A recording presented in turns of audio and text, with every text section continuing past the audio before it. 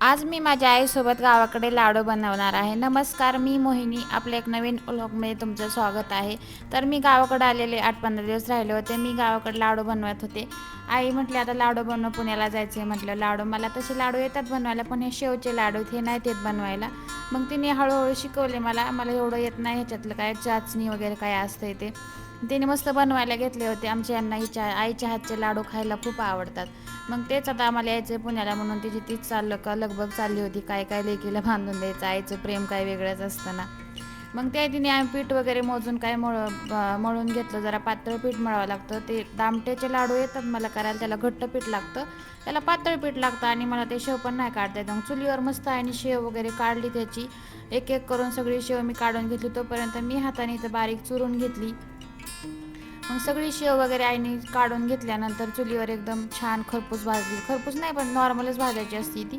मग छान माही पण मध्ये लुडबुड करत होती. आई काय करते ती पण नवीनच बघत होती. लाडू मला शेवचे लाडू नाहीत येत बनवायला, दुसरे येतात बनवायला गऱ्याचे वगैरे, पण शेवचे नाही जमत मला. मग आईच बनवून देत असते मला शेवचे लाडू. तिच्या हातचे खूप टेस्टी बनतात. मी पूर्ण शेव वगैरे चुरून घेतली इथं.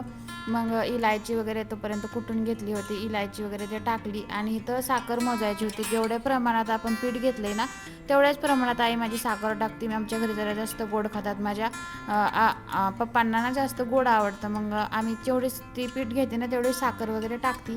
त्यात काय कचरा वगैरे आहे तेच बघत होते आणि काय काय खडे पण असतात त्या साखरेमध्ये, तेच मी निवडून घेत होते.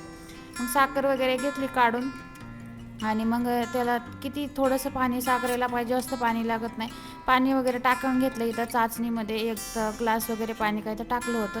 आणि याची चाचणी काय तर थोडी जाडसर अशी काहीतरी असती. आईने मला दाखवली पण ती कशी घेते ती चाचणी. पण नाही जमत मला. मी केलं तर एकदा प्रयत्न पुण्याला होते तेव्हा इथे, पण नाही जमले मला तिच्यासारखे लाडू. तिला आता कसं पहिल्यापासून परफेक्शन आहे. आई ती आईच असते, तिला खूप छान येतात लाडू बनवायला. मग तिने ते सगळ्या चाचणीमध्ये आम्ही बनवलेलं बारीक शेवचा जी भुगा होता ते टाकून घेतला आणि पूर्ण मिक्स करून घेतलं. हे मिश्रण खूप गरम असतं, जरा काळजीपूर्वकच वाटायचं त्याच्यामध्ये. मी सगळं ते ओतून घेतलं.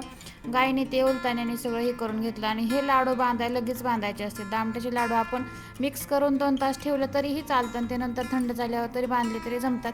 तसे ह्या लाडूचं नाही जमत. हे लाडू आहे ना आपण लगेच ते मिक्स केलं का नाही मग ते बांधून घ्यायचे असतात. खूप पोळतं दिसतं, तेवढं सोपं नाही लाडू बनवणं, त्याच्यात खूप मेहनत घ्यावं लागते. मग इथं माहीला पण तसेच लाडू बनवायचे पण ते पोळत होतं. मग मी पण बनवले 2-4 लाडू, पण नंतर माझा परत हात दुखायला लागला. सवय नाही कधी लाडू बनवायची, मनगट दुखतं हे लाडू बनवायचं म्हटलं. पण ते खायला जेवढं गोड आहे ना तेवढी त्याची मेहनत पण कडू आहे मागं. ते करायला किती वेळ लागते, चुरायचं, मळायचं, दळायचं, काय असते त्याच्या मागे प्रोसेस. ते सगळं मम्मीच करू जाणे, तिचंच सगळं येतं. आई ती आईच असते आपली, सगळं ती करून देते मला. प्रत्येक सणाला ती हे लाडू बनवून देते. मग बहिणी इथं मस्त आईसोबत लाडू वगैरे बनवले.